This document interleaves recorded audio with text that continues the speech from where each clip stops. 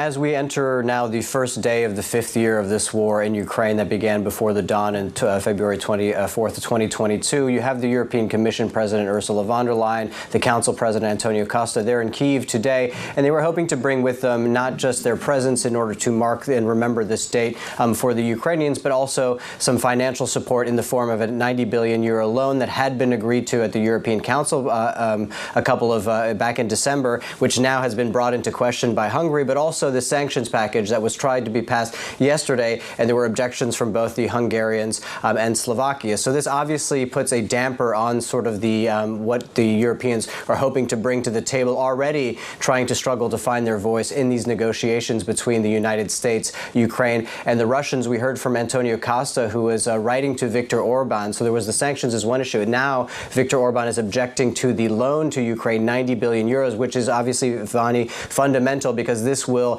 guarantee that the war can be funded and much of the Ukrainian budget to 2/3 of that for the next 2 years. That is now being called into question because of this lack of unity at the European level. So Antonio Costa wrote a letter to Viktor Orban in which he said, a decision taken by the European Council must be respected. When leaders reach a consensus, they are bound by their decision. Any breach of this commitment constitutes a violation of the principle of sincere cooperation. Now, we also note with interest that these two nations that are now objecting to this are the two nations that Marco Rubio decided to visit after Munich Security Conference. He was first in Munich, then he went to Slovakia, then he went to Hungary. Does that put these two leaders potentially in a more emboldened positions because they have this sort of tacit backing from the United States? But for the Europeans, again, this is going to be the big story for the next couple of months. How do they bring their own pressure to bear now that they have so much internal division, which is now effectively blocking their most significant contributions to Ukraine?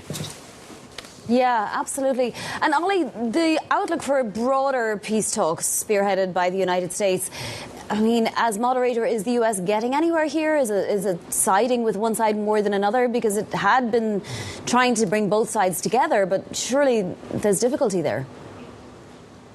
So what we've been seeing from the United States is, as you can see, from time to time, Trump sort of vacillates as to who he decides is the impediment to peace. It's historically very often been Zelensky in the mind of the president. It has sometimes been Vladimir Putin. And there are options on either side of that for the United States to bring sort of pressure to bear. It has seemed to be a sort of more finely balanced view right now that we're getting from the president of the United States. You know, of course, ending the war in 24 hours was the initial goal. It seems now the president has aimed basically July 4th this summer to try to get some sort of resolution over the line. That's obviously significant because it's the U.S. Independence Day, the 250th anniversary of the country, but also a win that the President of the United States would like to carry into the midterms, which seem pretty precarious for the United States. Not to say nothing of the fact that there could be potentially implications for the price of oil and inflation. All of that is very important for the United States. That being said, Vani, the last update that we have really heard, and has been for Marco Rubio in his tour of Europe, was that basically some days he feels pretty good about it, some days he doesn't feel that good about it, and that basically it's not clear whether or not there will be a deal. So we'll be watching it again very closely. The important thing, Vani, will be to see who the United States will put pressure on, whether it's Ukraine or the Russians.